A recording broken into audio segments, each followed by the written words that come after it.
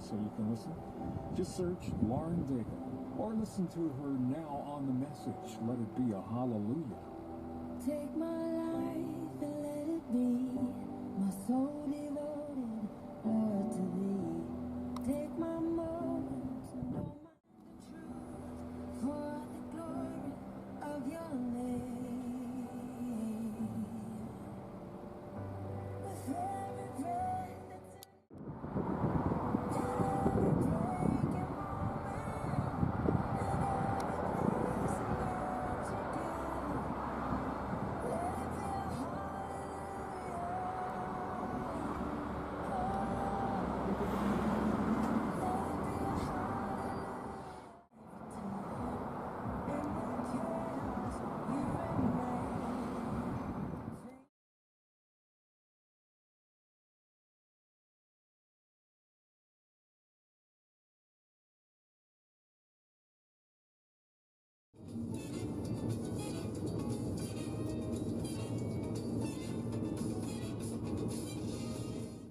I'm gonna try and get this other pair working. Sorry? So you see, okay, you see this? Right. You see the trail coming down right here?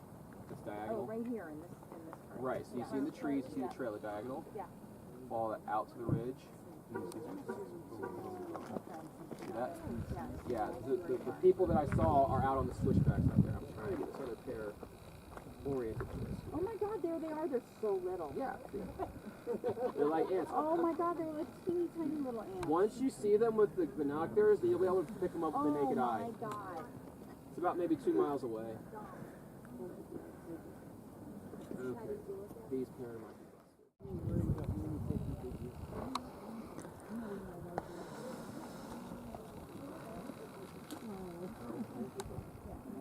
Way, as the crow flies? Yeah. But once you see them with binoculars, you can pick them up with the naked eye. It's kind of cool. So the trail itself, from trailhead to the river, is 7. Switchbacks out there, just 1 mile of the otherwise 7.5 mile trail. So to get to the bottom on that trail, the average person, you're looking at probably 4.5 hours, maybe a little bit less. The return hike, probably 7 hours, just because it's an uphill battle. The entire park the Park Service had to make. When the park was established in 1919, every other trail was already developed. They were either mining camp trails, exploring camp trails, indigenous trails, or something like that. I'm good right here. I'll stay put right Okay, here. look here at me. Ready? 1, 2, 3. There's a lens cover. Do you mind? Can you move that down? Yeah, thank you. Sorry. Sorry. Ready? 1, 2, 3. Still. Good. One more here. Look at me.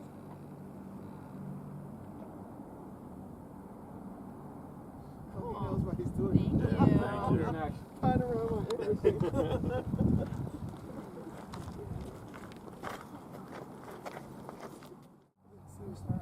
Seriously. Yeah. Like, do you guys see where the balloons are on that line?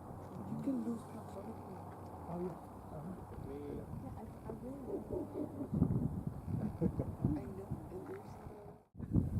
So you're dropping about 5,500 feet, so it ends up being about 11,000 feet. We're coming in on the road. There's a point where if you took a right up against the rim, you'd end up right where the hotel stood. This was the first commercial lodge here prior to anything else that's been built since. So one of the reasons Pete Berry kind of had a niche here was because he was able to have basically exclusive lodging access. So no one else had anywhere. There's nowhere else for people to stay. Prior to building this, or if you couldn't afford this, you would have had to either camp in the canyon or out in the forest, you know, pitch a tent, build a shelter, or something like that. Now, there were some explorers around the area who had their own cabins and stuff they built, but those were private and personal. In terms of like actual commercial lodging, this was the first and only. And so he would bring people up from Flagstaff, right there, via horse carriage. All right, now that carriage would take in the range around 12 hours from Flagstaff to here. They'd stay the afternoon, the evening, the night, the whole following day, and then that night, and then leave in the morning. It's about, you know, almost 2 whole days. at again like $20 a person. This stood until it closed down in 1907. Now, the closing of this was completely unrelated to the copper market. Over in Grand Canyon Village, we have the El Tovar Hotel, the Grand Canyon Railway, and the Hopi House gift shop. That was all built by the Fred Harvey Company in the early 1900s. And that was an operation that blew Pete Berry out of the water because the Fred Harvey Company had the Grand Canyon Railroad.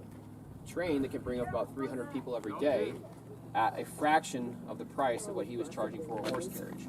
So there's no competing with that, unfortunately.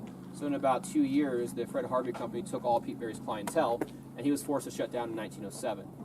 The building sat empty for 12 years, and then in 1919, which is the year the canyon became a national park, later on in that summer, a really nasty monsoon storm came through. Lightning struck the Grandview, and about 4/5 of it burned down.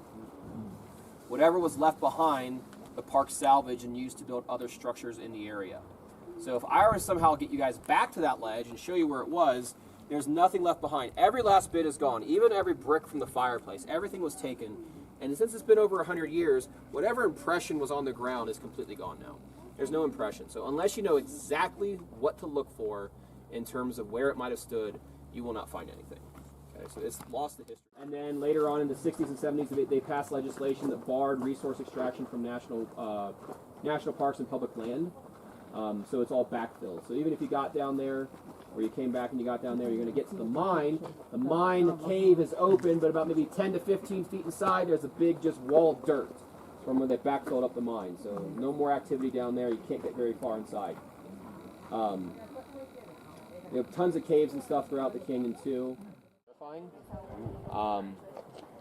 My personal theory is he went out to the reservation, got plastic surgery, and escaped his debts and responsibilities. That's the happy ending, right?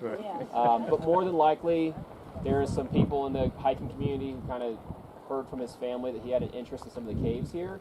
If he went into a cave and a light went out and he never made it out, then that's a pretty terrifying possibility. But we have lots of caves down there.